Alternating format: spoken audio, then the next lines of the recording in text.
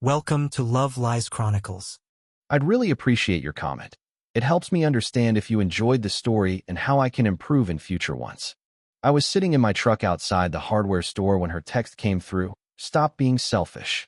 3 words, no context, like I was a kid asking for ice cream before dinner. My name is Dean Halpern, 37, a residential contractor in Dayton, Ohio. I'd just spent the morning walking the aisles for deck screws, cedar boards, and a ledger shield for the backyard project she said she couldn't live without, and apparently even that fell under selfish now. The screen brightened, then dimmed against the reflection of the cab. I watched the little bubble sit there like a warning flare and felt something steady in me go quiet. It hadn't started with the text. It never does. It was the way the temperature in the house had dropped 1 degree at a time over the last month. So slow you could convince yourself it was in your head. A look held too long, a shoulder turned away, the little jokes that land like paper cuts. Requests became accusations. You always need attention. You make everything about you. I'd laugh it off and carry the boxes in anyway. That morning in the kitchen I'd said I wanted a weekend. Just us, no phones. I was asking for 48 hours and a lake. She rolled her eyes, called it controlling, then added the word that stuck to my ribs for the next 4 hours on job sites. Selfish. Selfish. I built her a kitchen last winter with my own hands. Soft closed drawers, walnut shelves, the backsplash she saw on some designer's Instagram and sent me at midnight. I did it because she said the old cabinets made her feel stuck. I worked 6-day weeks, ate gas station sandwiches between bids, and came home with sawdust in my hair so she could feel a little less stuck. When the first snow hit, she stood there in thick socks, ran her fingers across the new countertop, and said it looked like a magazine. 2 weeks later, she asked when I'd get to her mother's broken fence. I said Sunday. Saturday would be better, she replied, already texting. That was the rhythm, me offering, her setting the tempo. I stared at the text until it stopped being words and turned into a mirror. My truck smelled like coffee and pine, the good kind that means a job is about to come together. On the passenger seat sat a folder with sketches of the deck she wanted, my pencil notes in the margins, joist hangers here, privacy screen by the maple, at an outlet for string lights. The plan was to swing by the lumberyard, lock pricing, and surprise her with a timeline that beat my own schedule by 2 weeks. Her message changed that, because it showed me what lane she had me in, the lane that produces, carries, fixes, and stays available. I scrolled our thread. Her asks came short and crisp. Can you grab? Can you fix? Can you handle? And my yes stacked beneath them like bricks. When I did ask for anything, it became a meeting. Why? Now. What about? And somehow, while we moved through all those logistics, we stopped using the easy language we had at the start. I miss you had quietly retired. Later got promoted. My fault too. When you're useful, you start acting like that's your love language and forget to have a different one. Her plans for the weekend had been floating around all week, said casually like I wouldn't notice the way they edged me out. Brunch with friends she's known since college, a baby shower for a co-worker's cousin, a networking dinner with a wellness coach who sells powder in jars for $39.99. I tried to slot us in anyway. Early Saturday fishing, cheap motel by the lake, late checkout, no alarms. She said my timing was selfish because she was busy. Something in me heard the lesson she didn't mean to teach. My needs were negotiable. Hers were scheduling anchors. I put my phone in the cup holder and watched 2 high school kids wrestle a cart full of OSB toward a sedan they had no business loading. A guy in a faded roofing company hoodie offered to help them, and I thought about how help always finds you when you look like you need it. Lately I've looked like I don't. I run crews, keep promises, hit dates. I'm the dependable one. People don't worry about dependable men, they lean on them. Eventually, even the person who lives with you forgets you have a center that can be bruised. A couple walked out of the store holding hands, arguing lightly about light fixtures.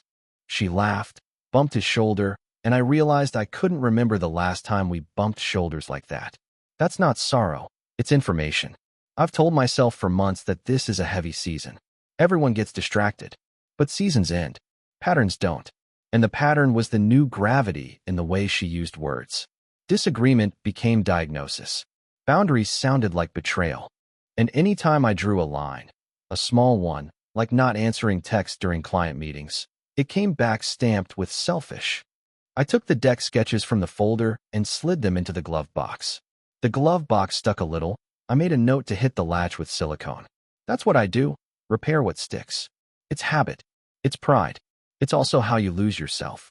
You fix things because you can, not because anyone asked the right way. It's a slow drift. Nothing to point to, no smoking gun. Just a calendar that doesn't have your name on it anywhere. 2 small changes I'd made this month came to mind. I'd stop texting first every morning, just to see if she noticed the silence. I'd changed my emergency contact at the clinic on 3rd Street from her to my brother, because forms should reflect reality. You start making tiny administrative updates when your life starts telling you little truths you can't ignore. They seem petty from the outside. Inside, they're just accurate. A delivery truck honked. I pulled forward, parked by the contractor loading zone, and replayed the kitchen scene. The eye roll. The word. The way she was already thinking about Saturday while I was still in Friday. I felt the first clean thought I'd had in weeks. If what I want is selfish, then what she wants can't keep assuming me. Not my time. Not my attention. My phone buzzed again. Another message, this one longer, explaining how she had a lot going on, how I didn't understand how much pressure she felt, how my timing was inconsiderate given everything on her plate. I could list everything that's on mine. The crew lead who quit mid-job, the client who changed the staircase after framing, the supplier who backordered the exact hinges she picked. But keeping score is a waste of a life. I typed, "We'll talk later," and didn't hit send. Then I deleted it. Talking later has been our specialty. It never changed anything. I stepped out of the truck and let the heat slap my face. The store doors sighed open and coughed up cool air and the smell of fertilizer. I stood there a full minute, listening to the hum of a Saturday I wanted with her and accepting that she had already scheduled herself somewhere else. On the drive home, I passed the exit to the lake. I almost took it. Almost called to tell her to pack a bag anyway, that I was 10 minutes away and we still had time to make the afternoon light on the water. Then I pictured her face, the way she'd sigh and calculate and try to fold me into whatever she'd already promised someone else. My fingers stayed at 10 and 2. The turn signal stayed off. I went home, set the deck folder on a shelf in the garage, and washed my hands. The dirt swirled down the sink like it always does. Easy, when you let it. The next 48 hours made the pattern impossible to ignore. Not with a confession. Just a slow, steady squeeze that told me exactly where I stood. Available inventory. It started that afternoon. I was stacking leftover pavers behind the garage when she leaned in the doorway, sunglasses on, phone in hand. Her voice was bright, the way people sound when they're selling something. She mentioned her mother's fence, how the boards were one good win from a lawsuit, and how it would be amazing if I could swing by Saturday morning. No question mark at the end. I wiped my hands, told her I was booked with estimates. She did a small laugh and said, "Don't flake on me." I kept my tone level. "We'll see." The words surprised both of us, mostly because they were the truth instead of the automatic yes she'd trained herself to expect. That night, she brought up her cousin's baby shower. She needed me to order supplies because I have the Amazon rhythm down. It came like a compliment, but landed like another transfer of responsibility. I pictured the deck folder out in the garage with my pencil notes tucked inside it like a favor waiting to be granted. I told her I wasn't placing any orders this week. Her eyes flicked up and then away, like I'd slipped off script. She said I'd been distant. I said I'd been busy. Both of us were right. Thursday morning, her mother called me directly from a number I know by heart. I let it go to voicemail and listened later in the truck. Polite, practiced words about keeping family first and how we count on you. I drove to the job site and counted the joists instead. 16 on the long run, doubled where the hot tub would sit. Numbers don't take sides. They just ask you to be precise. At lunch, she texted a list. Mason jars, white ribbon, chalk markers, those little wooden clothespins that make everything look rustic. I stared at the screen until the pressure behind my eyes faded into something steadier. I typed, "Can't do it today." She replied with a paragraph about how overwhelmed she was and how she always shows up for the things that matter to me. I reread it twice and tried to remember the last time I'd asked her to show up for anything that wasn't already on her calendar. The lake weekend had been the first ask in months. That earned me selfish. I'm not a man who keeps score out loud, but I noticed the small things. The garbage bags I always replace before anyone asks. The winter tires I swap in the driveway while she posts about resilience and self-care. The gas can I refill for the mower that magically never runs dry? None of it makes me a martyr. It just builds a rhythm. The problem with rhythm is you don't notice the tempo until someone else decides they're the drummer. Thursday evening, she was in the kitchen with her laptop open to a group chat. The name slid past like a chorus. She said the girls were doing brunch Saturday at 11, and it would be great if I could drive her because parking near that place is a nightmare. Before I could answer, she added, and after, we can swing by Mom's. It'll take you 20 minutes to swap the pickets. 20 minutes is what people say when they want to sound reasonable while asking for 2 hours. I told her I had appointments. She smiled like I'd told a harmless joke. You don't work weekends. I didn't respond. She finally looked up and said, You okay? I asked, calm as a level bubble, what's going on with us? She blinked twice and said I was being dramatic. I let the word float between us and fall on her side of the counter. Friday, the crew lead texted that the Hinge order got backordered again. I called 3 suppliers and found a last box stash across town. On the way, she rang to ask if I'd had a chance to pick up the centerpieces. I said not yet. She exhaled like an actor rehearsing disappointment. It's fine. I'll just do everything. Old me would have rushed in to fix the tone, to fix the plan, to fix the feelings. New me let the moment stand and kept driving. That afternoon, she sent a photo from a boutique, a dress for the shower, captioned worth it. I sent a thumbs up. 30 seconds later, another text. Can you steam it for me when you get home? You're better at it. I pictured myself standing over that hissing machine, smoothing fabric for a day I wasn't invited to enjoy. I typed, I won't be home until late. She wrote back again. Like my hours were a sudden betrayal instead of the same schedule that paid for our mortgage and her courses and the walnut shelves she loves to photograph but never dust. Pressure isn't always volume. Sometimes it's the silence after you say no and the way a room tilts. After dinner, she put on that podcast that talks about boundaries as if they only ever exist in one direction. The host said something about men weaponizing withdrawal. I felt the line try to hook me. I told her I'd be in the garage. She called after me. We barely spend time together anymore. The edge in her voice dared me to point at every calendar entry with her friends' names on it. I didn't. I just said I've asked. Late that night, she climbed into bed without brushing her teeth and asked if we were good. I said we can be, but I need respect on the front end, not apologies on the back. She asked what that meant. I didn't make a speech. Respect looks like asking, not assigning. It looks like hearing no without calling it selfish. It looks like our weekends being ours sometimes, not a favor I beg for. She stared at the ceiling and told me I was making things heavy. I told her things were already heavy. I'd just stopped lifting them by myself. Friday bled into Saturday the way water finds a low spot. She played music and moved around the house in a hurry, narrating her to-do list out loud like I was an assistant taking dictation. When I didn't jump in, she started revving the old guilt engine. I just wish you cared about the things that matter to me. That's the trick of pressure. Make no feel like cruelty. I asked one more calm question. Is there someone else? She got offended. Big difference. She said the accusation was disgusting. I said it was clarity. If there isn't, great. Then it's just us and our choices. She threw up her hands and told me she couldn't talk when I'm like this. Like what, exactly? I didn't ask. I already knew her answer would be a moving target. She left for brunch without waiting for me to offer a ride. That counted as progress in my book. I swept the garage, changed the bit in my impact driver, labeled a bin I'd been meaning to organize for months.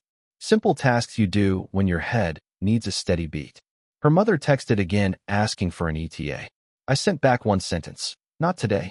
She tried calling. I set the phone on the workbench and let it buzz itself quiet.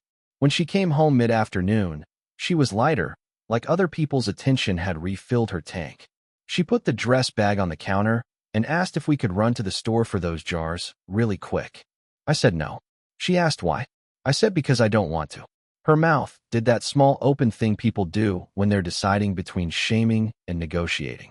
She tried negotiating. If you help me now, we can talk about the lake later. That was the first time she'd said the lake without rolling her eyes. But I heard the leverage in it, not the connection. I told her the lake isn't a prize I earn for errands. It's either something we both want or it isn't. By evening, the house settled into a different quiet than the one we'd been living in. Not cold.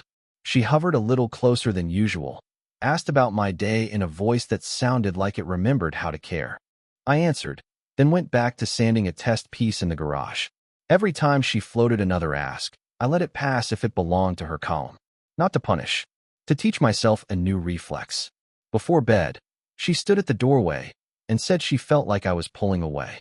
I told her I was standing exactly where I'd been, just not reaching past myself to meet demands that assumed me. She asked if I still wanted the weekend. I said yes. She said we'd see. The phrase sounded different coming from her lips, like she'd tasted it for the first time and didn't quite like the aftertaste.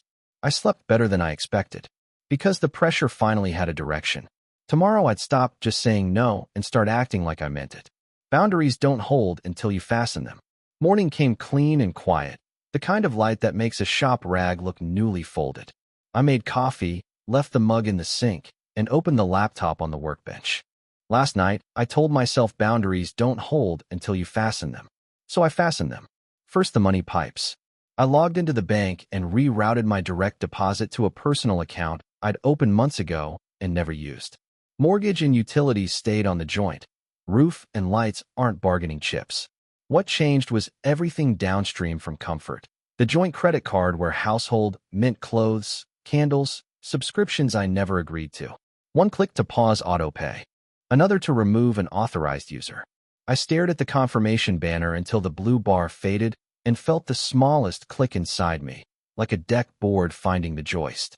Next, the convenience valves. I changed the Amazon password, removed saved addresses that sent packages to doorsteps I then had to carry inside and assemble. Prime stayed active, my account, my charges, my shipping. Subscriptions that quietly renewed every 30 days, beauty boxes, flavored waters, impulse vitamins, moved to needs approval with a single setting. Grocery delivery kept my card only if I placed the order. Streaming logins updated too, not as punishment, just accuracy. If I'm paying, I decide who watches.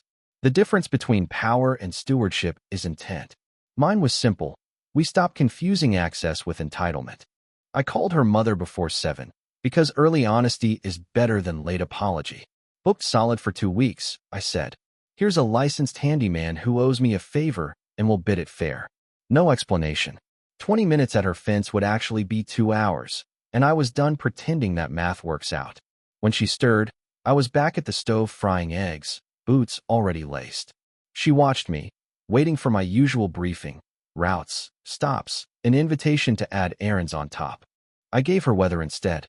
High of 82, rain late. She dipped a toe into the old script. Gas is low. Could you? I salted the pan and said I'm tapped out for extras this week. She blinked like the room had shifted an inch to the left. Then she asked to borrow the truck for a quick run after brunch because the dress needed steaming and she didn't want to wrinkle it on the bus. I slid the keys onto the hook and said I needed the truck for work and would be out most of the day. By 9, she was fully in presentation mode. Hair sprayed, voice bright, schedule stacked on mine like a new layer of weight.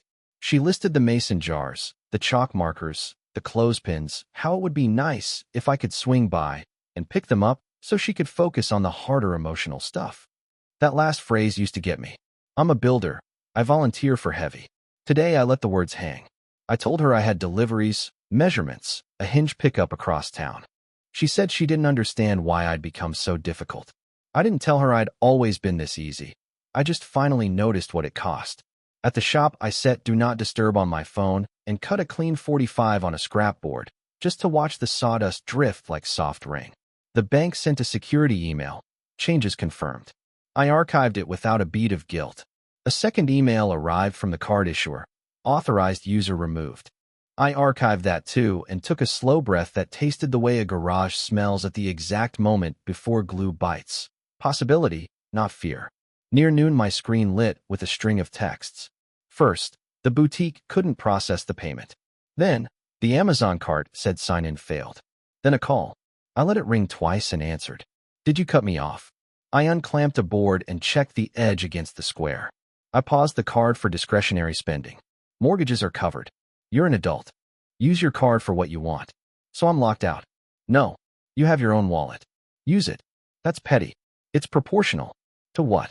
To being called selfish for wanting a weekend while my labor funds yours on demand. Silence. Not shocked. More Recalculating. Are you trying to punish me? Not punishment.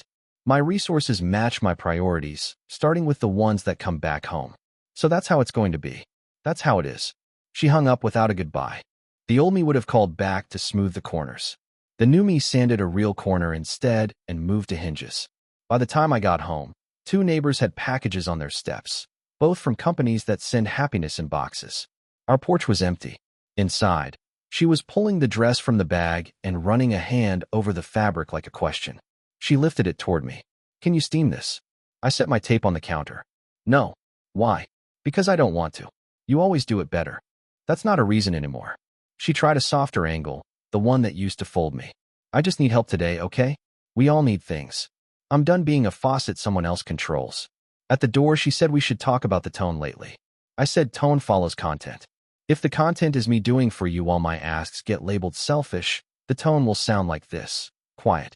She told me I was acting like a stranger. I told her I was finally acting like myself. In the afternoon, she made smaller attempts to pull me back to default. Could I move a chair? Could I fix a jam drawer? Could I check a slow drain? Little jobs I could do with one hand and a blindfold. I kept my hands in my pockets. I'm not available for pop-up service today. Her mouth tightened. That's not who you are. It's exactly who I am. I just forgot. The card company pinged again with a fraud prevention notification that wasn't fraud at all. Just a person meeting the wall for the first time. I approved nothing. I went to the garage and sorted hardware by size because order steadies me. Evening came with a push. She stepped into the doorway while I was coiling extension cords and asked, in a voice that tried to sound casual, whether we were still doing the lake at dawn if she could make some things happen. That was the closest we'd come to my weekend in weeks. Olmi would have jumped at it, read it as effort, proof, a small miracle. I heard the hinge squeak behind the offer. Lake as reward for errands rendered. I told her I was going alone. Not to punish. To keep the promise I made to myself. Her eyes watered. You're really leaving me with all this. I looked at the 2 lists on the fridge, both written in her handwriting. You wrote those. You can erase them. At 10 she tried one last route. Wrapped in a blanket on the couch, softer voice. The word we where I'd only used I all day. We could figure this out if you weren't so distant. I sat in the armchair and let the clock tick long enough to make it count. I'm not distant. I'm done playing. She reached for my knee. I didn't move away, but I didn't cover her hand either. That was the difference. Detachment is not cruelty. It's leaving what isn't yours to carry. At 11 my phone buzzed again. So you're really not helping me this weekend? I typed. Not if it's selfish of me. Send. No follow-up. Just the sentence I owed both of us. I packed before bed. Not much. Tackle box, thermos, a book I never finish because the lake does the talking. I left the deck folder on the shelf in the garage, where it would stay until deck meant us again instead of me plus labor. In the bathroom mirror, I looked like the same man who walked into the hardware store 2 days ago. The difference was internal, load distribution, balance returned. I turned off the light and slept like wood drying in a warm shop, lighter by morning, stronger where it matters. I left before sunrise, the sky the color of steel, and the road empty enough to hear my tires hum. The lake was still, a sheet of hammered tin under a pale stripe of morning. I poured coffee from the thermos and watched a heron take off like a measured breath. My phone stayed face down in the tackle box. Airplane mode, not anger. Silence is the only way to hear your own weight shift. I cast into the gray water and let the line sit. Nothing tugged. That was fine. The point was to stop being bait. When I turned the phone back on around noon, it vibrated like a trapped insect. Missed calls. Texts stacked from cool to boiling. The early ones tried reason. If you just picked up those jars, the decor would be done by now. Then came nostalgia. A photo of the first house we framed together, the caption, remember? Then the jab. You're really going to abandon me today? I scrolled without replying. She tried a soft pivot. We can still do the lake if you help me for an hour. Then sent a photo of the dress on its hanger with the words I can't do this alone. The last text before I turned the screen face down again read, You're being cruel. I took a drink of warm coffee and let the word pass through me without sticking. Cruel would be promising things with no intent to deliver. I was finally delivering the truth. On the drive back, I listened to the low rattle in the dash and decided to pull it apart next week. The to-do list in my head has always been a kind of comfort. It's also been a way to hide. By the time I turned onto our street, the list looked different. What I fix going forward will be what I own. There was a note taped to the door. Please meet me at the boutique. Urgent. I didn't. I set my gear in the garage and rinsed the thermos. 10 minutes later, my phone lit with her name. I let it ring twice and answered. They won't hold the dress without payment, she said, voice high and bright with theater. They said the card didn't work. This is humiliating. Use yours, I said. Mine is for emergencies. So is mine. You're doing this on purpose. I'm doing this on boundaries, I said. Mortgage is paid. Lights are on. The rest is yours to decide and fund. She went quiet, then tried the next door. Okay, forget the dress. Could you just come steam it? You're better at it. The compliment sounded like a key rattled in a lock that didn't exist anymore. No, I said. I'm not available for that. She hung up. 5 minutes later came a different number. Her mother. I don't understand why you sent some handyman, she started in. He charges real rates. That's what work costs, I said. He's good. He'll be fair. But you always. I don't always anymore. There was a pause long enough to be honest. Well, she said, voice smaller. Thank you for the referral. I could hear a truth land, heavy as a bag of cement. Free labor is not love. It's charity. Charity can be withdrawn. By late afternoon, the house felt like a stage an hour before curtain, lights hot, props arranged, nobody sure where to stand. She came in carrying a steaming bag and put it down on the counter hard enough to make the utensils jump. I had to put it on my card, she said, like an accusation. That's what cards are for. You're supposed to be my partner. I am, I said. Partnership isn't subsidy. She tried a new tactic then, the one that used to work when we were new and I was starved for closeness. She stepped in, touched my forearm, whispers softened, the corners of her mouth arranged into the memory of a kiss. Let's reset, she said. We can do the lake tomorrow. I'll cancel brunch. We can. She pressed nearer like a promise. Silence is only manipulation when there's hunger on the other side of it. I stepped back enough to break that old script without turning it into a scene. I'm not making trades, I said. Not for weekends. If we do the lake, it's because we both want it, not because I won services. Her cheeks colored in a way that used to mean embarrassment and now meant strategy had failed. You're cold, she said. No, I said. I'm unavailable to a pattern. At 5, one of her friends knocked. The one who posts quotes about men being emotionally stunted and women being exhausted. She stood in the doorway holding a flat of mason jars like an offering and gave me a look you reserve for villains in Hallmark movies. We've got a lot to set up, she chirped, moving past me. In the kitchen, she and my wife started an urgent whisper that wasn't a whisper at all. He won't help, my wife said, loud enough for the hallway. He shut off the card. The friend tilted her head toward me. That's financial abuse, she said, like she was reading from a list. I left the essentials, I said steady. I'm not funding parties. That's not abuse, that's adulthood. The friend blinked, the first hairline crack in a certainty she travels with. She changed the subject to colors and themes. You can't argue with mantras you don't believe in. While they sorted bows from twine, the handyman texted me a photo of the finished fence and his invoice. Clean work, fair rate. 10 minutes later, my phone buzzed again. This time a message from her mother. Thank you. He did a good job. No emoticons. Real words. People learn quickly when every ask lands where it belongs. An hour before the shower, chaos took its shape. A bag of clothespins went missing. The ribbon wasn't the right white.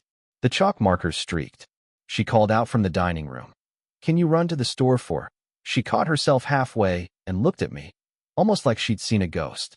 Never mind, she said, and for the first time in weeks I heard something that sounded like respect. Respect comes first as absence. Her friends arrived in layered laughter. I stayed in the garage with the door half open, planing a stubborn edge off a board while their voices spilled into the driveway. Between songs and small shrieks, I heard my name. Then the word selfish, then the softer, he used to do everything. A different friend said, not unkindly, maybe that was the problem. I didn't smile. I did set the plane down and breathe out slowly. Sometimes consequences do the speaking for you. Halfway through, the boutique called me, an old number on file from months back when I'd bought her a winter coat. The clerk's voice was careful. She's here asking us to put the balance on your account, she said. We weren't comfortable. I told her she'd done the right thing, then asked her to remove my number from the profile. The clerk said, understood. Small word, big hinge. Near sunset, the house emptied. Tissue paper drifted across the living room like molted skin. She stood amid the wreckage, tired, beautiful in a way I could finally see without wanting anything from it. She held up the dress's plastic sleeve. It wrinkled anyway, she said, almost laughing. I waited. She put the bag down.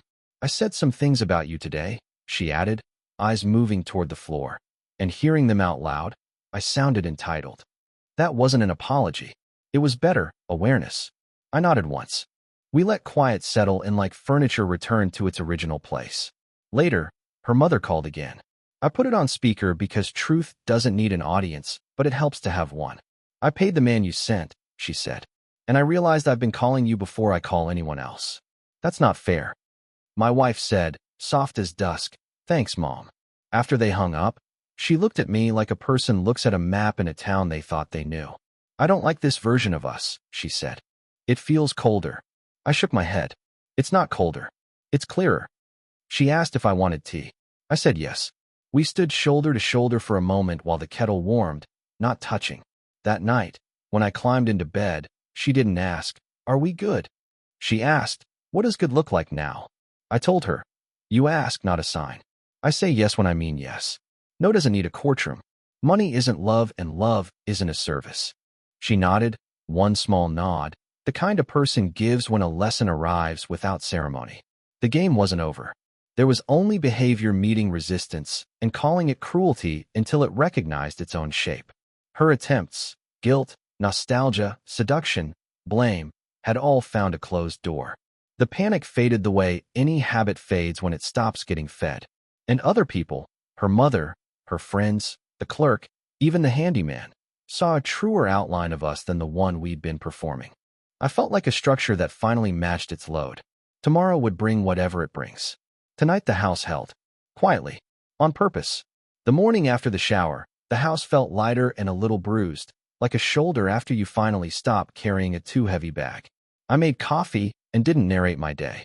She came downstairs slow, eyes puffy, voice quiet. No speeches, no new terms disguised as kindness. She just asked if I slept. I said yes. That was a boundary right there. No late-night autopsy of feelings that only leads back to the same operating table. We didn't talk much until afternoon. She stood in the doorway of the garage where I was oiling the planer and said she'd been thinking. I kept working. People say truer things when you don't build a stage for them. She said she heard herself yesterday and didn't like the sound. She said she'd leaned on what was easy and called it partnership. Then she asked the question that matters more than sorry. What do you need?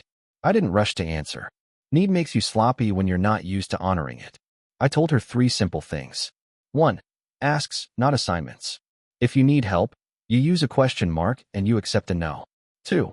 Money isn't love, and I won't co-sign anyone pretending it is.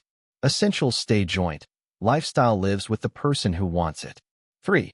If I say I want time with you, it's not a performance note. It's a non-negotiable investment. If selfish shows up again when I ask for us, I'll consider the conversation over. She nodded slowly, like someone reading a manual for a tool she's held for years but never understood. We built a small, boring plan. Boring is where real change lives. Shared calendar with black and white blocks labeled ours, mine, hers. Her mother hires work from now on. I'll recommend people, not donate Saturdays. The joint card stays for the roof and the lights. Her subscriptions move to hers. If either of us tries to convert a favor into a contract later, we table it. And one more thing. 2 Sundays a month reserved for the lake or something like it. Not as reward. As oxygen. She asked if that meant we were good. I told her it meant we had a blueprint. Good is a result, not a declaration. She took that better than I expected. Then she surprised me. She said she was going to message the group chat and step back from being the committee chair of everyone else's emergencies. I don't like who I am in that echo, she said. I just said, that's your work. The next week tested everything, the way a first rain tests a new roof. 3 times she started a sentence with, you need to, and caught it in the doorway of her mouth. Once she slipped and asked me to handle a coworker's move. I said no. She exhaled, then texted the coworker to hire help. 2 nights, she came home frazzled, reached for old leverage, and then put it down like a tool that never really fit her hand. She made tea and sat with me on the steps of the garage while the summer heat eased. We didn't fix us in those minutes. We practiced not breaking us again. I did my part too. I called a lawyer, not to pounce, but to understand. Knowledge is a boundary you can't fumble. I moved the deck folder from the shelf to my bench and didn't touch it. I wanted to see if us would show up without me building it out of habit. I let the little voids stay voids. The world didn't collapse. That was a lesson. On Friday, she sent a 2-line text in the middle of my day. Lake Sunday? No trades. I just want to go. I stared at the screen and felt that quiet inside me hold its shape. I typed yes and went back to work. Saying yes from strength tastes different than saying yes to stop a storm. Saturday brought a setback. Her mother called while I was cutting stair stringers and started with, "Could you swing by?" I said I couldn't. She said, "I figured," but there wasn't anger in it. Just adjustment. 10 minutes later, she called her daughter instead of me. That simple reroute felt like the house learning its own wiring. That evening, a friend of hers posted something pointed on social media about withholding husbands. I didn't take the bait. She didn't either. She turned her phone face down, looked over at me reading in the chair, and said, "Do you still want to be here?" That was the first honest question we'd traded in a while. I didn't give her the polite lie. I said, "I want to be where respect lives." She nodded, a truth hanging between two people deciding whether they can meet it. Sunday was the lake. We didn't talk about yesterday or tomorrow. We talked about a hawk circling and how the maple by the waterline looks like it's been leaning into the wind for 40 years. On the drive back, she reached for my hand, then stopped, then tried again. I let her, not as a prize she'd earned, but because my hand wanted to say what my mouth didn't need to narrate. Back home, I steamed nothing, fixed nothing, and still felt useful. To myself first. That was new. Over the next month, the ground settled. She stopped calling my wants selfish because she'd learned what unreachable feels like on her end.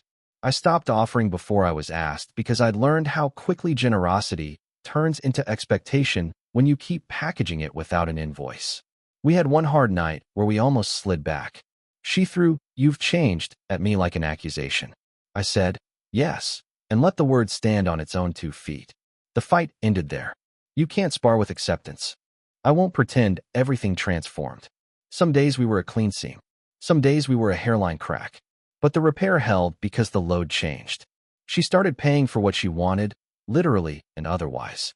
She told her friends no without blaming me for it. She called her mother back and suggested a handyman before the phone found my number. She asked me to help steam a blouse one morning, and when I said I had to leave in 5 minutes, she said, "Okay," and did it herself. It was such a small moment I almost missed it. That's where respect hides, inside 5-minute choices. People will ask if I stayed. The honest answer is that I stayed where my standards did. I moved into the guest room for a while, not as punishment, but as a reset of muscle memory. I took 2 jobs I would have declined last year to keep weekends open for someone else. I added my brother back as my emergency contact. I didn't make grand announcements about any of it. I just lived like a man who meant what he said. We never went back to the joint card for lifestyle. We never went back to errands with strings. We didn't touch the deck folder until one morning she brought out 2 mugs and said, "If you still want to build it, I'll pull permits and handle inspections. I want to carry my half correctly." I believed her because she used verbs that weigh something. If this sounds like a happy ending, it isn't. It's an honest one. We are not who we were when she called my ask selfish. I am not who I was when I confused service with love. Respect is not negotiable. I will lose a weekend, a plan, even a marriage before I lose that. That's not bravado. That's maintenance. A week ago, she got a text from the brunch thread fishing for old dynamics. She typed a polite decline and set the phone down without looking at me for approval. Later, she came into the garage, watched me square a board, and said, "I miss the easy version of us." I said, "The easy version was expensive. This one we can afford." She smiled a small, real smile and handed me the pencil behind my ear like she remembered where it belongs. I keep the old deck sketches pinned above my bench now, not as a shrine, but as a measure. We'll build it when we're ready, or we won't. Either way, the lake is there. Either way, the lights stay on. Either way, I don't chase what calls my needs selfish, and I don't apologize for letting unreachable teach its lesson. Sometimes you have to walk your one to the edge, let it feel the wind, and trust that if it's respected, it will walk back to you on its own feet. If it doesn't, you know where the door is and how to use it. Dear listeners, please share your thoughts in the comments, and do not forget to like, share, and subscribe to the channel.